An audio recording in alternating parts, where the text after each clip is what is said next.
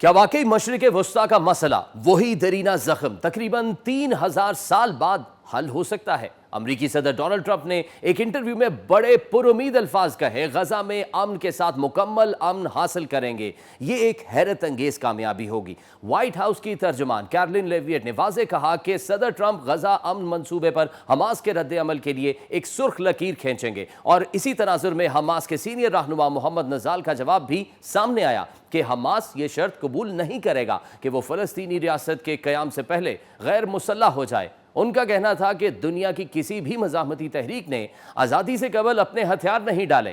جنوبی افریقہ، افغانستان، ویتنام، الجزائر اور آئرلینڈ کے تجربات کو وہ مثال کے طور پر پیش کرتے ہیں۔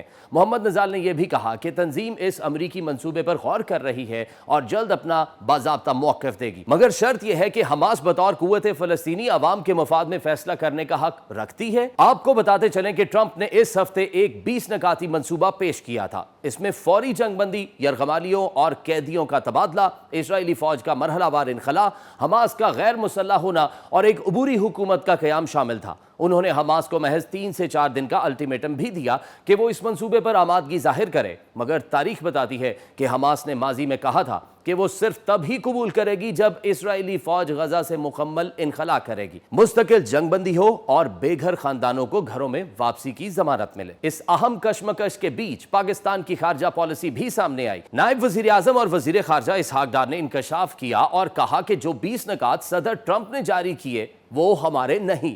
ان کا کہنا تھا کہ ابتدائی ڈرافٹ میں تبدیلیاں کی گئیں جو 8 مسلم ممالک نے مشترکہ طور پر تیار کیا تھا۔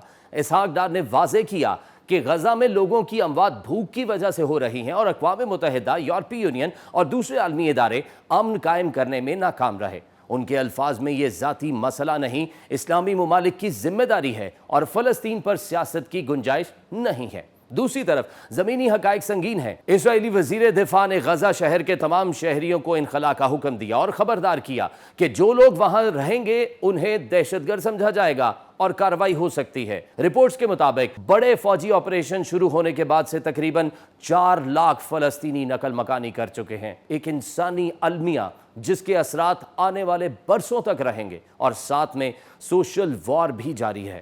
رپورٹس یہ بتاتی ہیں کہ اسرائیل اپنے حق میں مواد شیئر کرنے کے لیے انفلوئنسرز کو فی پوسٹ ہزاروں ڈالر تک دے رہا ہے۔